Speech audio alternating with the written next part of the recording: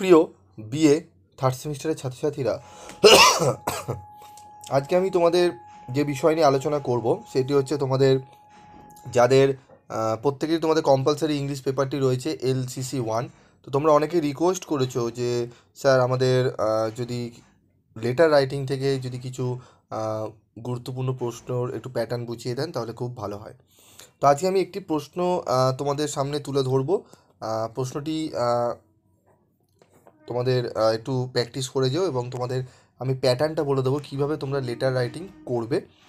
তো ইংলিশ স্যারের সঙ্গে কথা হয়েছে, ইংলিশ স্যারের সঙ্গে কথা বলে আমি তোমাদের সামনে বিষয়টি তুলে ধরার চেষ্টা করছি।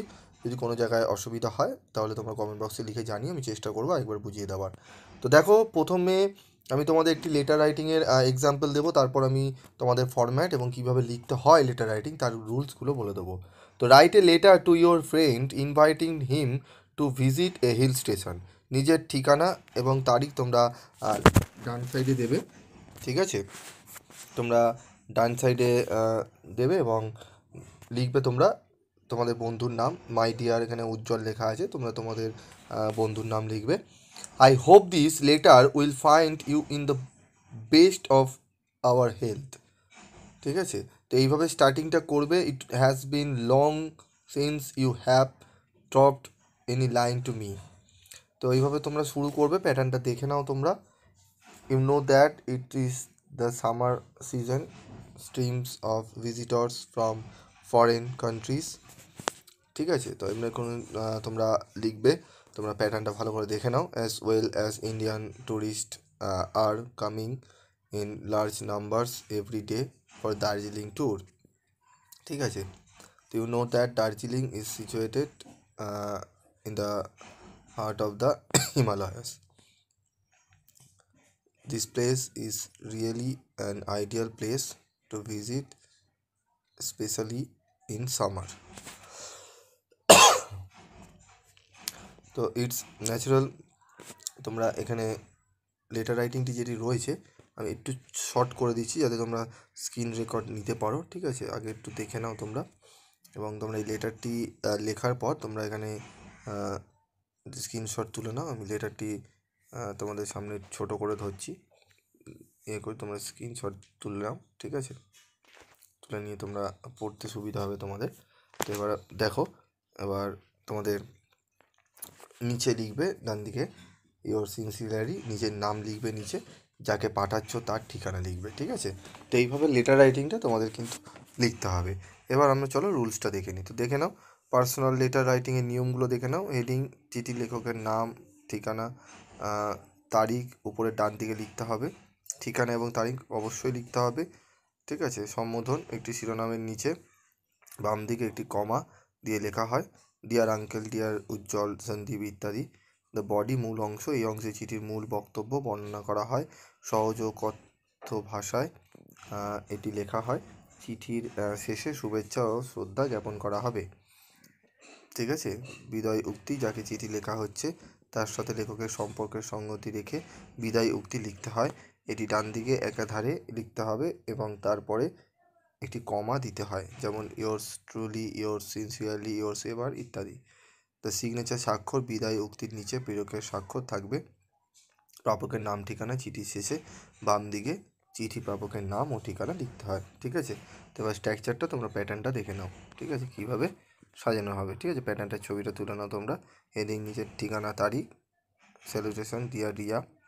বডিতে কী দেবে দেখো, main theme or project matter. ঠিক আছে? Subscription, yours truly, yours sincerely, signature নিজের নাম। ঠিক আছে? যাকে পাঠাচ্ছ তার ঠিকানা। তো প্যাটার্নটা দেখে নাও এবং এই প্যাটার্নেই তোমরা পার্সোনাল লেটার যা দেবে তোমরা সেইভাবে বানিয়ে তোমরা লিখে আসবে। ঠিক আছে? তো পরবর্তী ভিডিওতে আমি আরও কিছু তোমাদের রিপোর্ট রাইটিং লেটার, তারপরে হচ্ছে ইমেল রাইটিং লেটার। ঠিক আছে? ইমেল রাইটিং দিয়ে আমি ইমেল রিপোর্ট এগুলো নিয়ে আলোচনা করছি। তো তোমাদের যদি অন্য কোনো জিজ্ঞাসাবাদ থাকে অবশ্যই তোমরা কমেন্ট বক্সে লিখে জানাবে। শরীরটি খারাপ, ঠিকমতো কথা বলতে একটু অসুবিধা হচ্ছে, তবুও চেষ্টা করছি, কারণ তোমাদের বহু ছাত্রছাত্রী রিকোয়েস্ট করছো যে স্যার আমাদের একটু PDF নোটস দিন, উত্তর দিন, ভালো ইম্পর্টেন্ট কোশ্চেনগুলো বেছে দিন।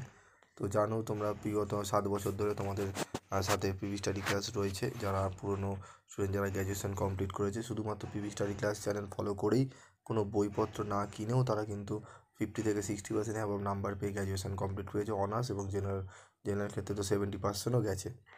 তো আশা রাখবো তোমরা যারা পিভি স্টাডি ক্লাসের ওপর ভরসা করে রয়েছে, যতটা পারবো চেষ্টা করব, ঠিক আছে, সব সাবজেক্টের দেওয়ার চেষ্টা করি। যদি স্যার ম্যাডাম অবশ্যই কোচিংয়ে থাকেন, তাদের সঙ্গে অনেক সাবজেক্ট তো পড়ানো হয় না, সেগুলো দেওয়া হয় না, তবুও আমি চেষ্টা করি স্যার ম্যাডামের সঙ্গে কথা বলে তোমাদের সামনে তুলে ধরার, ঠিক আছে।